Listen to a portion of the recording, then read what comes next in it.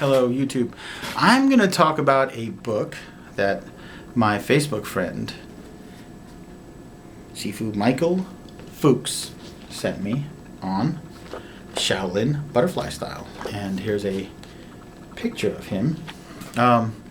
Just sort of ran into him on Facebook. He was a friend of a friend. And,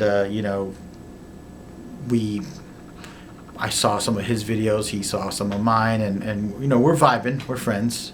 And then we started actually communicating and talking about a few things, and I noticed that we're aligned philosophically in many different ways.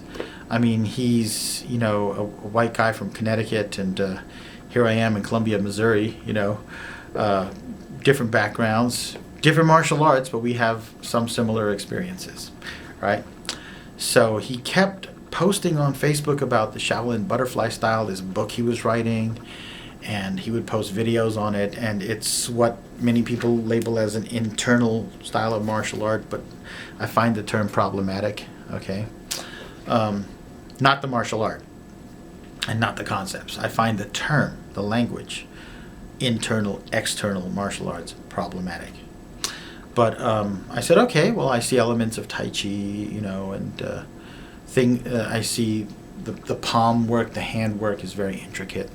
So eventually, after it's been over a year that I know him, he sent me a copy of the book and said, check it out, give me an honest review. And then I'm going to tell you what I told him. Michael, I like you. You're my friend. So it's going to be hard for me to be impartial because I like you. All right. So honestly, my expectations were not high because there's a billion instructional videos out there. There's a billion books out there. And butterfly palm, butterfly style, it's a term that shows up a lot. And, right now my interests, are very diverse. I've been solidifying my Wing Chun base. I'm studying Brazilian Jiu-Jitsu. I'm studying Shorin-Ryu. All right. And, so butterfly palm, butterfly style was far from my mind. So I get the book and I start to look through it, and I'm going to tell you that the label is a bit misleading in a self-depreciating way, because this book is about far more than Shaolin Butterfly style. Far more. First of all, the early part of the book, there is so much information on the theory of Chinese medicine, on the theory of Taoism, on morality, all right, of different martial arts, that in itself would be a good book. So if you were just interested in that and you were into this book, you would get that. Then on top of that, there's even some mention of the history of different martial arts and the zones of movement, and he uses that 5-pointed star diagram and shows you how it relates to sort of everything within the realm of martial arts. Talks about the curriculum of, now here's where it gets interesting, Pai Lum Kung Fu and 5-form fist, and the different things contained in that. I've never seen a book outlining that, what Pai Lum Kung Fu was all about. So that in itself, if you're a Pai Lum enthusiast or want to learn more, that's great. Then, and this is where it gets interesting, he starts talking about Daniel K. Pai, and he has some interesting photos. And this is Mr. Fuchs' main teacher, Lao Shi Tao Chi Li, right? Who's a figure. Now I want to learn more about him, and he even told me his English language name, but he said he doesn't want to repeat it, so I'm going to respect that and not repeat it. All right, because his teacher values his privacy. And here's some fantastic pictures. Like here's a picture of Bruce Lee, Junri, Ed Parker, and Mr. George Dillman. Right? So he has quite a few pictures of Daniel Pai, Wang Yi, and he talks about the history of the Pai Lum lineage and the 5-form fist lineage. Here's a wonderful picture. Dr. Daniel K. Pai, Senior Grandmaster Edmund Parker, Grandmaster George Dillman, getting ready to pick up Bruce Lee at the airport, early 1960s. Photo courtesy of Mr. George Dillman. Okay, I don't think I've ever actually seen that picture before.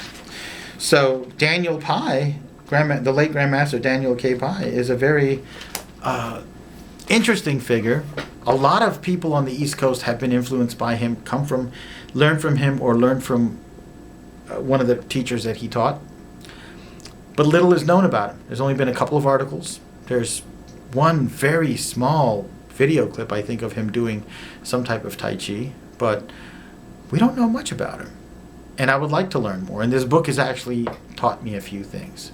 So that alone, if you're into Grandmaster Daniel Pai, if you're into Pai Lum, if you're into that lineage, and you want to see rare photos, and you want to get some rare lineage information, this is the book for you.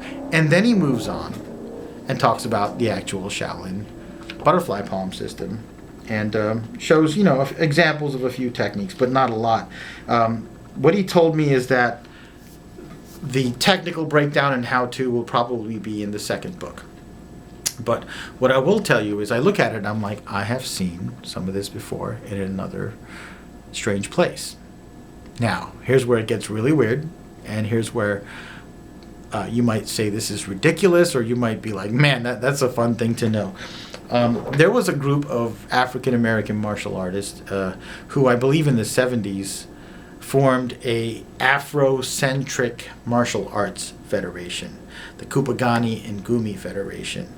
I briefly, for a couple of months, because he was in New Brunswick for a short time, and he was teaching a class there. His name was Umfadisi at the time. His title was Umfadisi Hassan Salim, and his version of Kupagani and Gumi was, I believe, heavily influenced by Hungar Kyun and Bando. These are things that he had in his martial background, and the Southern Five Animals techniques. Another person who you may have heard of, a bit more famous, is Umfadisi Tayari Cassell, who, if you're into Kung Fu and if you're into the competitions of the 60s and 70s, especially 70s, you know who Tayari Cassell is, and there's some really exciting and electrifying fight footage of him there, including a bit of full contact fighting he did with Benny the Jet Urquidez, right? Really exciting. And he was known for his ground fighting. So they taught a subsystem called Kyangu Cha Makono, which was the shackled hand system, the so-called Kemetic system, which purportedly came from ancient Egypt, but they have backgrounds in other martial arts, and it's obviously a Chinese martial arts system. You may have seen a form called Wusong Breaks Manacles, where the hands, interact like this. So I remember in Kyango Cha Makono, we were doing stuff like this, right? And you'd have the wrists and hands weaving and coming together. And then even if it's not a subset or a style or a form, the techniques show up in other Chinese martial arts, right? And, it is a system that you could use if your hands are shackled. As a matter of fact, one way to practice the system is to take like an old sash or belt and tie it around your wrists and practice, shadow boxing the techniques, and then striking a bag or something, and then actually practicing applications with a training partner, right? So this book, yes, it's about the Shaolin Butterfly style, yes, but it's about other things, okay? It's about Chinese martial arts history and theory, a little bit of Ayurvedic history and theory, Chinese martial arts morality, Pai Lum system, Dr. Daniel Pai, internal, so-called internal and external martial arts, the curriculum of Pai Lum. It is actually one of the more interesting Chinese martial art books that I've seen in a long time. And it's Sifu Michael Fuchs, CBIS, that's his title. And let me see if I can get a look at the publisher here for you. Waterside Press.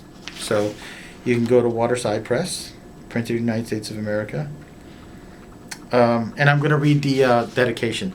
This book is dedicated to my martial arts teacher, Lao Shi Tai Chi Li, known in Pai Lum circles as Pai Tao Chi, who taught us with great dedication and purity, always providing outstanding leadership, as he taught us, love is our shield, knowledge is our sword.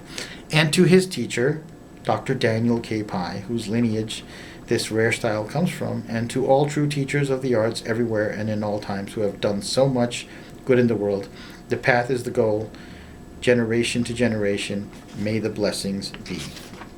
So in a sense, it's dedicated to you and me. So, Sifu Fuchs, Michael Fuchs, thank you for the book. And thanks for being my martial brother. And thanks for sharing this with the public. I think you're doing a great service, especially by talking about the Pai Lum lineage and late Grandmaster Daniel K. Pai, because he was a lesser known person to the martial arts public when he was alive, and he's in the modern age of MMA. Memories of people like him are fading fast. So thank you for putting down those pictures and talking about it. I really, you talked about maybe we could do a podcast one day. I mean, there are some technical difficulties here. There are some obstacles, but I would really, really like to do a podcast with you. I think we would have a lot of fun.